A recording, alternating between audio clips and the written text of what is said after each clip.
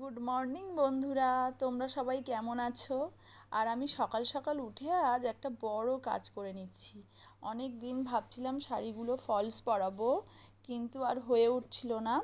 রৌদ্র দিচ্ছিল, আমি জামা কাপড়গুলো সব রৌদ্রে দিয়ে নিয়েছি, শীতের সোয়েটারগুলো দিয়ে নিয়েছি, কাঁথা কাপড় সব কিছুই। এবারে আমি ফলস পরানোগুলো শুরু করেছি শাড়ি। তাই দুর্গাপুজো বলে কথা, একটা সাদা লাল শাড়ি না হলে তো হয় না। তো সেই শাড়িটার আমি ফলস পরাচ্ছি। আরও অনেক শাড়ি আছে, সেগুলো একে একে আমি ফলসগুলো পরাবো। এইভাবেই তো তোমাদের কি সব ফলস পরানো হয়ে গেছে বন্ধুরা? তোমরা একটু জানিও। আর তোমরা সবাই কেমন আছো? হালকা হালকা বৃষ্টিও পড়ছে, একটু মনটা বেশ যেন কেমন লাগছে। ওয়েদারটা তো খুব একটা ভালো নেই, আর পুজোটাও এগিয়ে আসছে। মনের মধ্যে তো একটা আনন্দ আছেই, তাই তাড়াতাড়ি ঝটপট করে সব কাজগুলো আমি